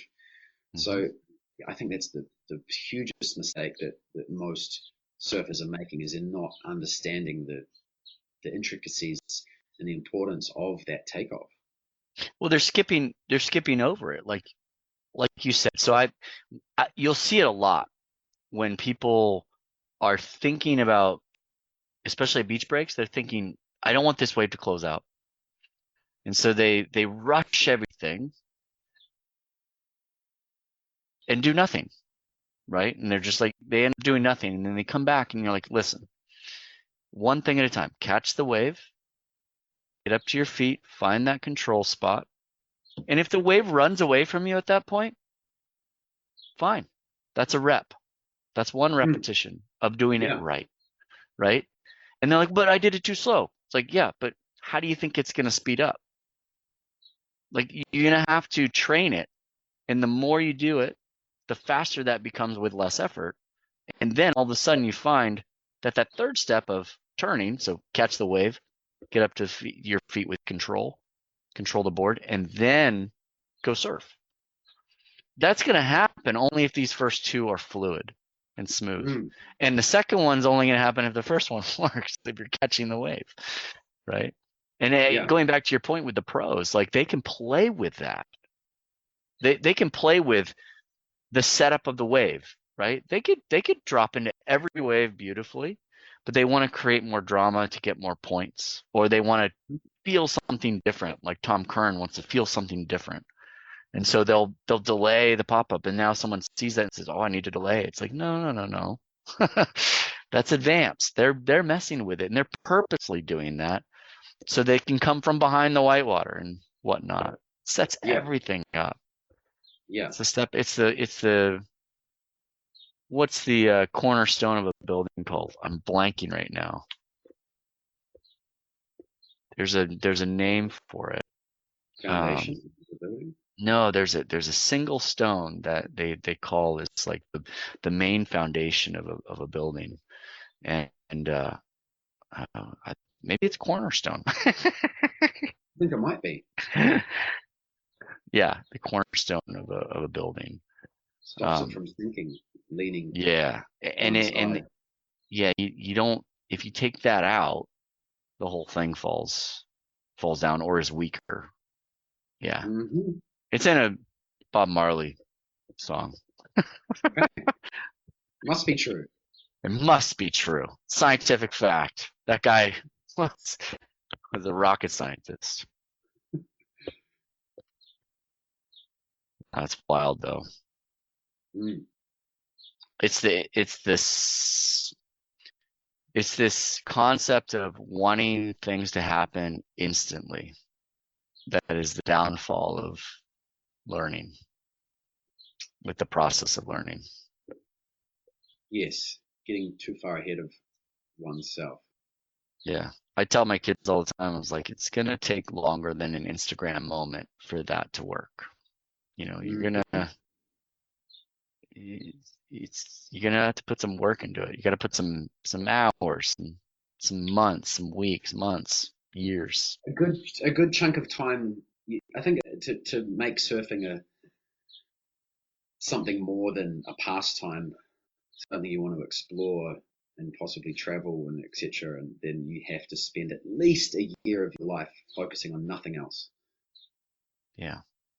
Just no, I'm going to go surf every spare moment. I'm going surfing, no matter what the conditions are like. I've got the wetsuits, I've got the boards, I've got the cars gassed up. I'm getting 10 hours minimum per week surfing in. Yeah. And I'm training. I'm stretching. I'm watching surfing videos during my spare time when it's dark. Or like I went through years of that. I was so obsessed with surfing, and that's the only reason why I can look at the report and go, right, I'm going to surf at this hour today or in 3 days' time because I know those conditions are going to be good for this surfboard that I like surfing, and there's so much work that goes behind those simple decisions of. You see people drive out to the surfing.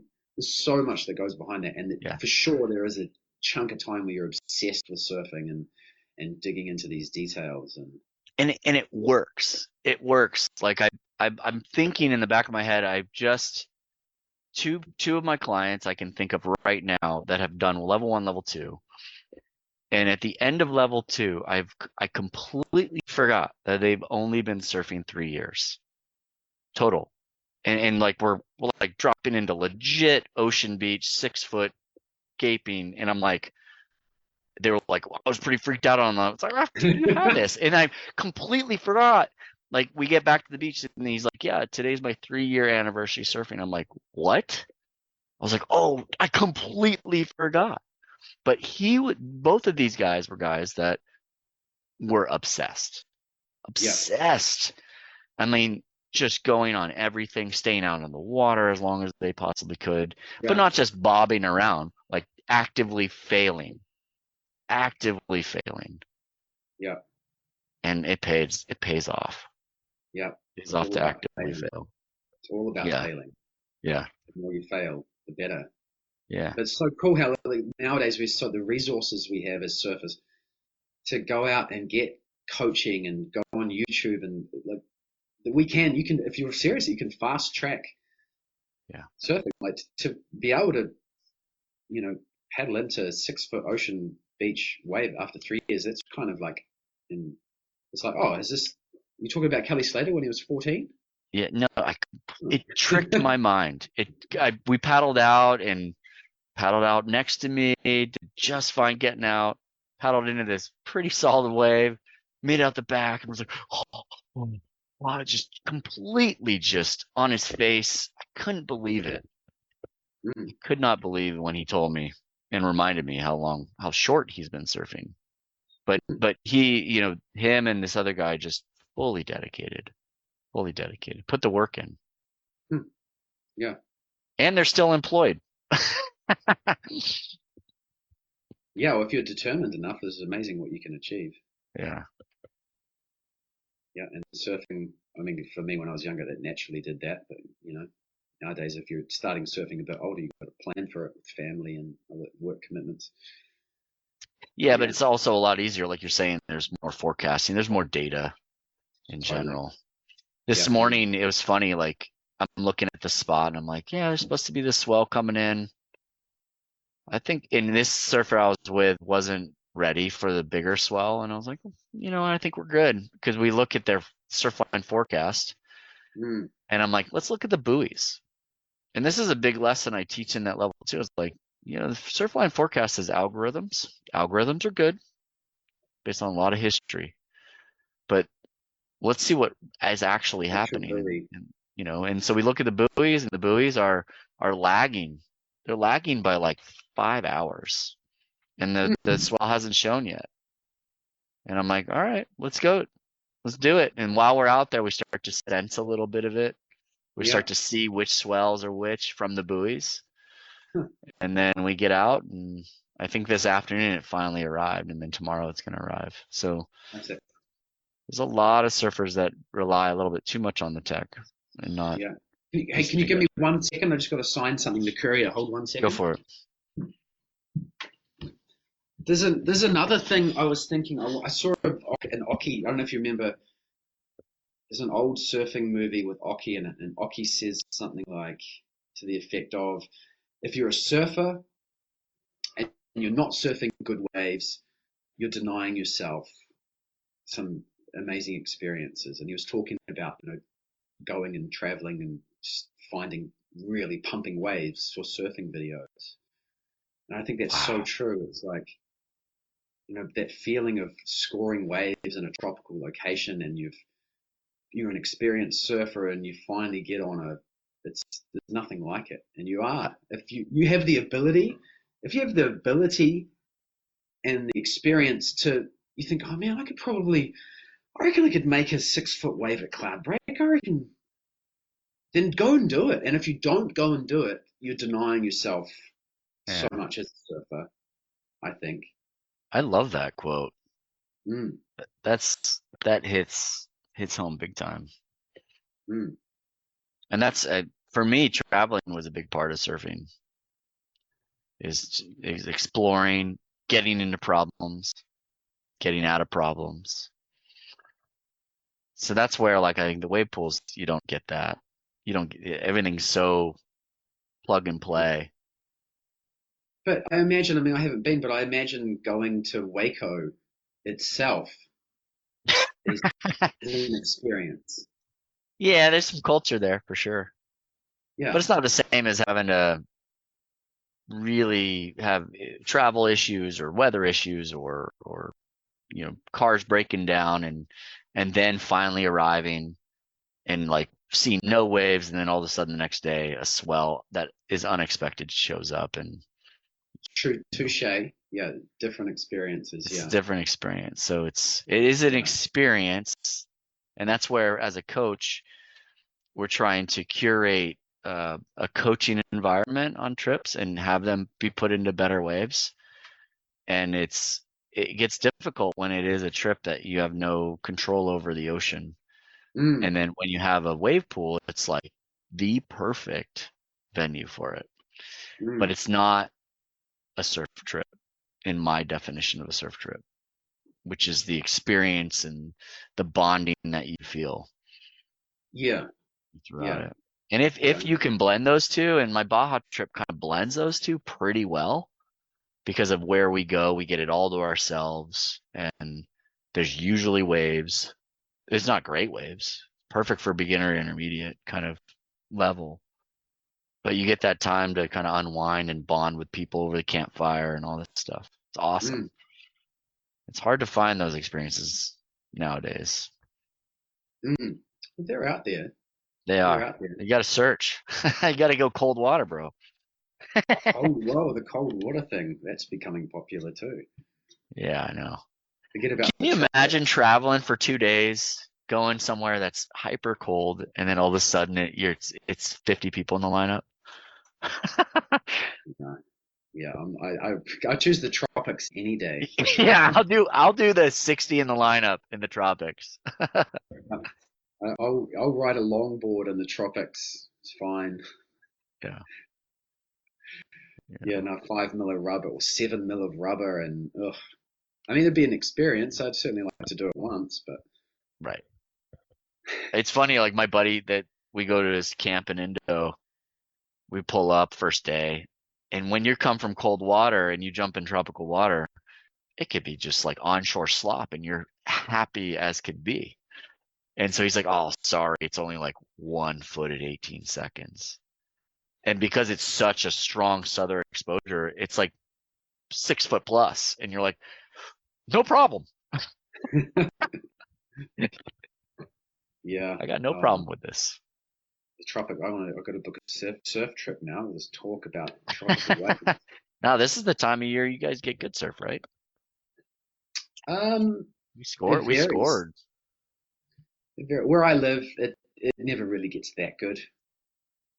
Like today was about as good as it gets, and it was, I guess, head high, a little bit. What we would call maybe 3 to 4 foot sets here. Yeah.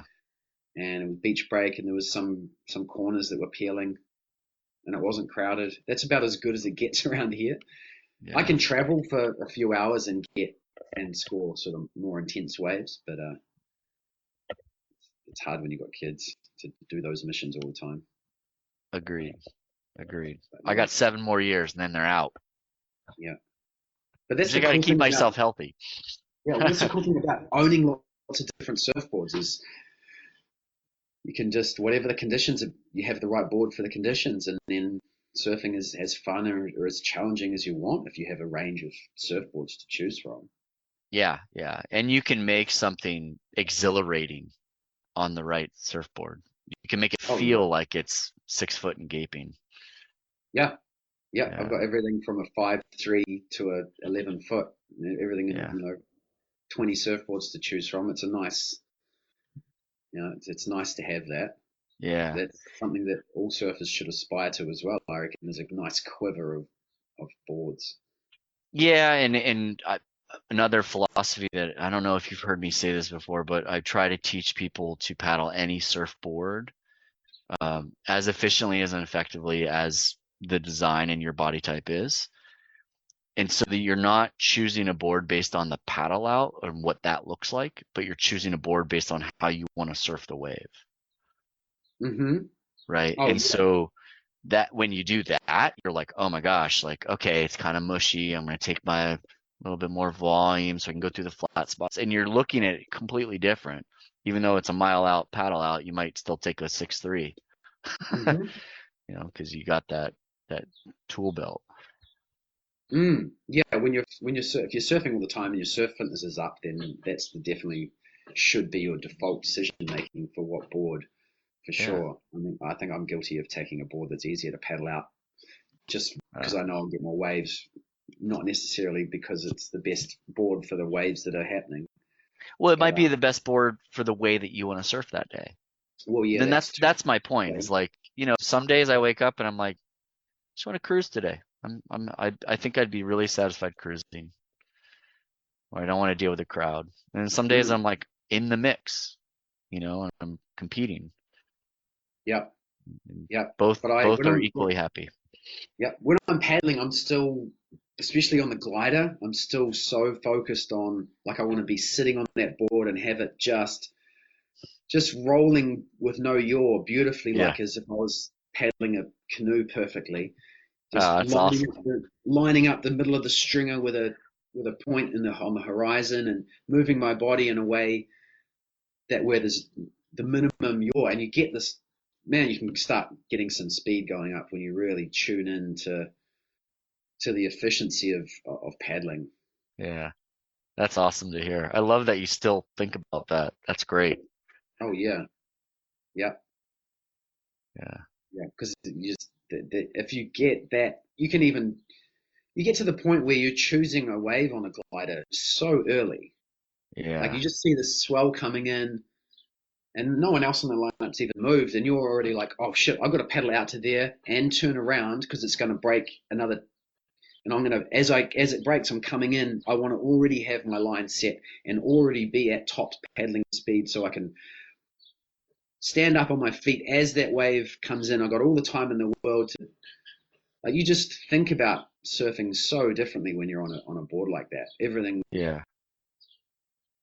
you predict waves earlier, and yeah, it's one of the best things I've done for surfing a shortboard. Yeah. I've had a similar experience with single fin. Like I've ridden when I first tried a single fin for the first time, it forced me to slow everything down Mm, and be a little bit more planned with things. And I love it. Like when I feel too spastic on a shortboard, I'll go back on that single fin and because it slows me down every yeah. time. It's a great teacher. So Mm, gliders, single fins, boogie boards, all teach us things naturally.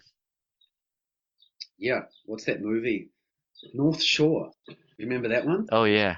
Yeah, yeah, yeah. And that's basically what his guru did, right? It's like, Yeah, you yeah. start with this tree basically with no Yeah. fin. Here's a Yeah. log with no fin. Learn how to surf that first, Yeah. and then shorter and shorter down back to the shortboard. I've fully done that with my son. I've Chandlered my son. I'm like, he's like, I want to ride a shorter board like my friend. I'm like, nope, you got the 9.6 kid. Show me you got control of this thing. I did it wrong. I grew up with the Kelly Slater potato chip boards. You know, Yeah, did it wrong. yeah. Wish I had saved many years the other way. You know what's funny about that movie though is the first surf lesson is they just went out and sat and watched the waves. Yeah, You that's remember right. that? Yeah, Going full circle to what we were talking about with, just learning the ocean. yeah, Incredible. yeah. That's something that you can always, even waves that you're not surfing, you can look at and predict where they're going to break while you're sitting out the back waiting for a wave to come to where you're going. I sort of play that game all the time as well. Yeah. There's always something to tune into when you're surfing. Well, right. You're always surfing in your head, Mm, even when you're not. Well, It's that's funny the because like my kids, I've tried to. They're like, I don't want to go surfing today. I was like, well, we're surfing just by collecting our gear, putting it in the car, going out, settling in, pulling it out, getting our gear on, floating around. Like the whole experience is surfing. mm, You know what I mean? yeah, that's a good point. Yeah, the whole sort of, like, oh, the conditions are good, but experience tells you that doesn't mean anything. But Yeah. let's just go anyway. Let's pack the car. Let's go out anyway. We've got music or a podcast on the drive out or conversation. And yeah, even if you get out there and you don't surf or the surf's not that great, it's still like, huh, we did it. Yeah. We still, it was still, I don't think I forced myself to surf no matter, if I make the effort to drive to the beach, I was like, no, I'm going to go out no matter what and catch at least one. And I've Yeah. never regretted it, ever. No. Never regret it. Never Yeah. regret having to turn around and drive home either, because at least, now I know that, at this beach, it turns out it was supposed to be westerly, but this valley has a microclimate. It's onshore when it's supposed to be, whatever learning you learn from getting skunked. Yeah. Yeah. And you never regret it. Like at the end of the office, or, you'd rather have driven out there and just even checked it. Mm, Usually for me, when I drive out, I'm getting wet no matter what. Because again, to your point, like when you have enough surf craft, I got fins for body. I body surf 20 minutes at the end of every session anyway. Yeah. So I'm like, I'm getting in no matter what. I had a client shape me a pipe bow, the Yeah. bodyboard, and Yeah. we took it behind the boat, but I've taken that bodyboard, and that thing hums. So much fun. Cool. But Body surfing is something I haven't done much of. you gotta do it more. Get Do get a you set of use a fins. use a thing for your hand plane? No, I don't. I'm conscious of that pulling out the shoulder. Like you need your rotator cuff and that whole girdle to be pretty strong, because if you hit a bump or it gets pulled up, it can put it in a really poor position. Yeah. So I just go, my good old hand. That works. Yeah. And lucky for me, my local is a pretty darn fun body surfing spot too. And what's really fun about body surfing is that if you ever do surf a crowded spot, you can always sit inside everybody else. You sit inside even the frothiest shortboarders, and the ones they miss, you can drop in right away, because the runway is as short as you can get it. Super fun. What learnings from body surfing do you take into shortboarding? So if you remember from level 2, the runway, and the surf craft that you ride determines how long your runway can be. With body surfing, because you're completely displaced, there's no buoyancy other than you bobbing around. You need to get to planing speed and get on top of the water to actually surf. And so you need more gravity, and you need more momentum transferred to you from the wave. And so the main thing is, how steep can this wave be with very little effort from me? It's like maybe one stroke in, and then you lock your body up as if it's the rail line, and it's the angle that you can go down in a steep wave that has taught me the most. Is that I think about, okay, if I have a hyper thin board that's really knifey, I can do this same thing just maybe a foot back in the runway, just maybe 1 second advantage in the runway, and I can take this same line and just be on a different part of the wave. Like we talked about earlier, like the takeoff grid is pretty big when you think about that grid where you can take off. And where you take off, you end up with a different line, right? So with body surfing, I get to see visually how far deep I can be and what that line might be. And then I think about, could I do that with a shortboard? And inevitably the answer is yes. You can, by just getting in a second or two earlier with the extra buoyancy from going from displacement to planing, just that split second. And then you just need to set that rail just like you would set your body. So as you're paddling it, when you're catching a wave body surfing, are you forcefully stiffening and straightening your body is that the technique? So it's the same 3-stroke burst or less, depending on how quickly it develops where you're at. And if you don't stiffen your body and go on the side, you're just going to slide right down the front. And then it crashes and it's not really a ride. You're just going straight at that point. But I like going down the line. Like that's why I body surf. I go down the line and I try to get barreled.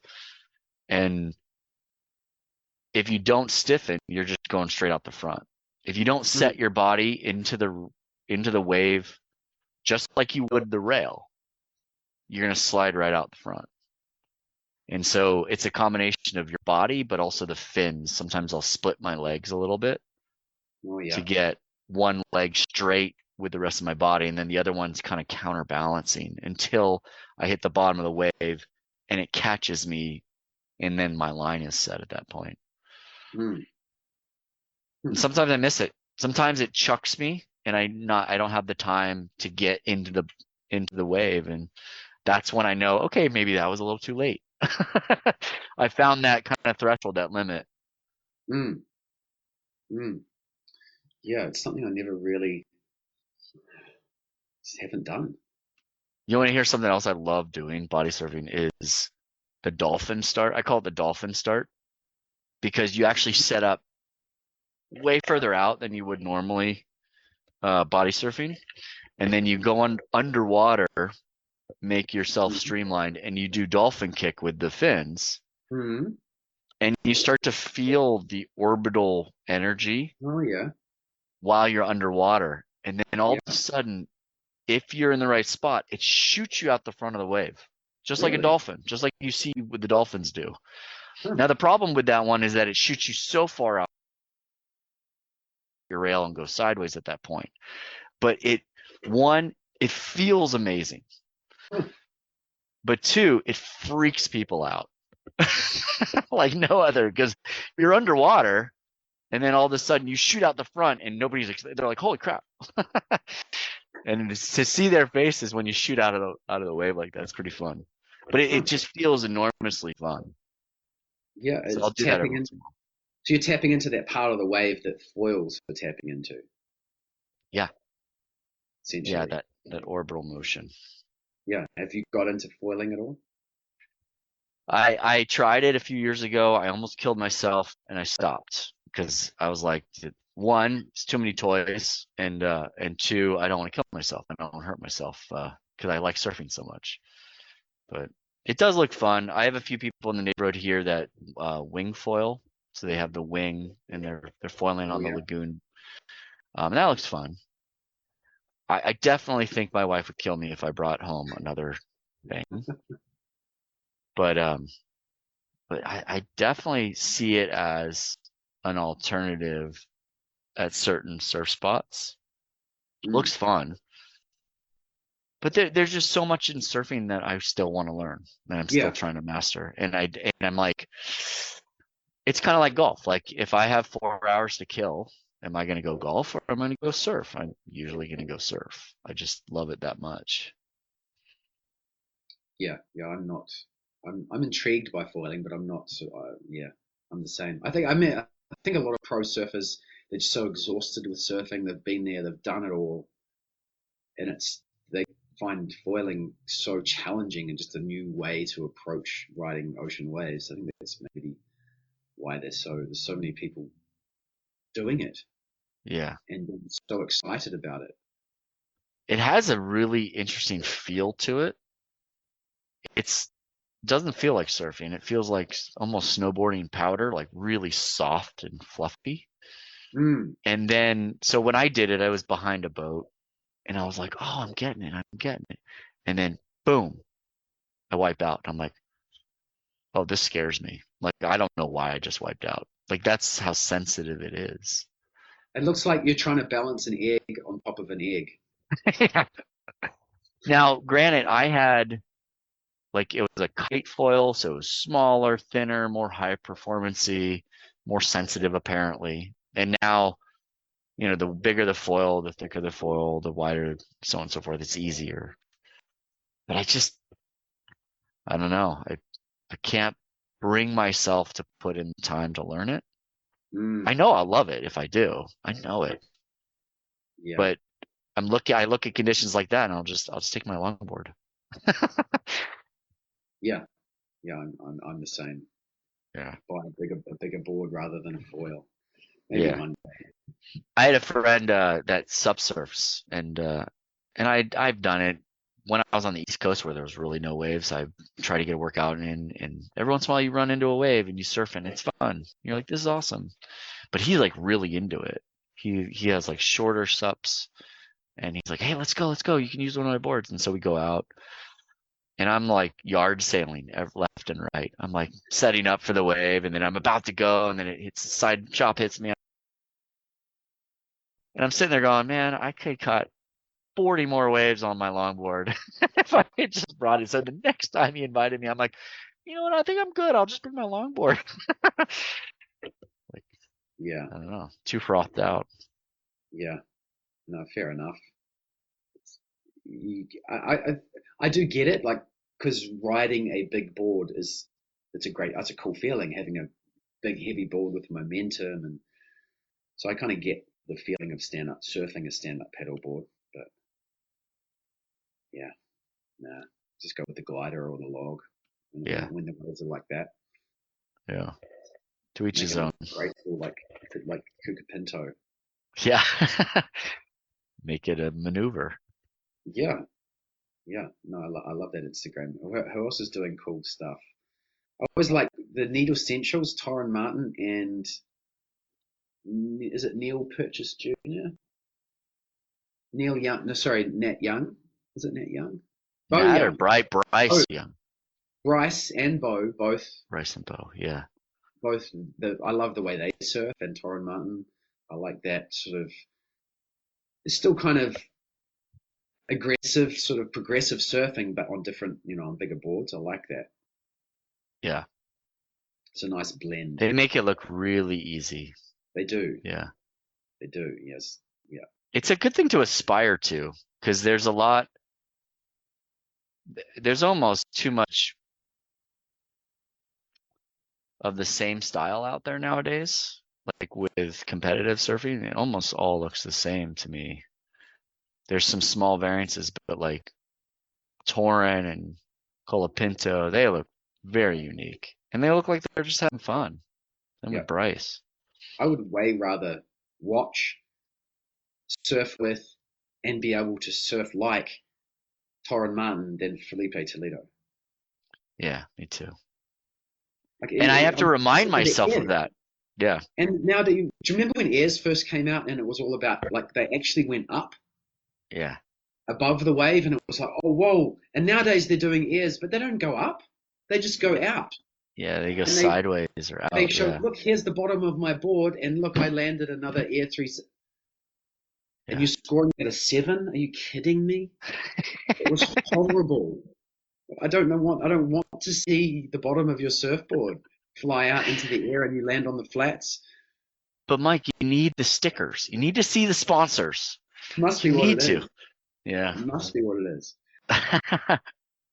Let's see Bo Young do a layback turn on a big fat wave any day.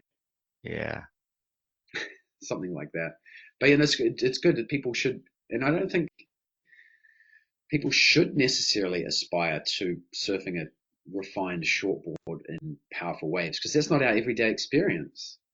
Right. That's pretty rare. Yeah. Like I loved this Surf 100s by Stab, the first one at lowers, because it's like, okay, they're in a huge crowd.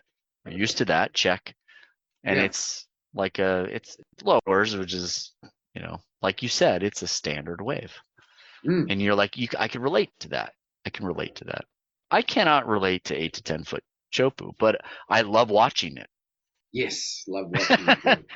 So they're fulfilling different needs. Yeah, I'm big enjoying Devin Howard's stuff as well. Like, he's playing with Channel Islands on some. He just released a new video surfing the refined version of their big boy shortboard, the M13, I think it's called, something like that. That's interesting to see Devin Howard surf a thruster, essentially. I gotta look that up. That's crazy, because cool. I'm used to him, really showing us how to ride bigger boards. Yeah, check him out on this big thruster. I think it suits his surfing. It's like he's putting a bit of performance into his grace and his wave reading ability. It's cool. Yeah. It's cool to see. I appreciate that.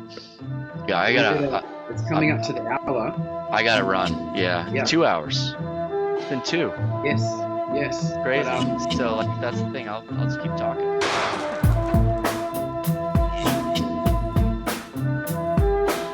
That was Rob Case from surfingpaddling.com. Links to that website and a link to the original interview we did, which we talk about his work in the show notes. Feedback, mike@surfmastery.com. Thanks for tuning in, and we'll let Solar Rosa play out.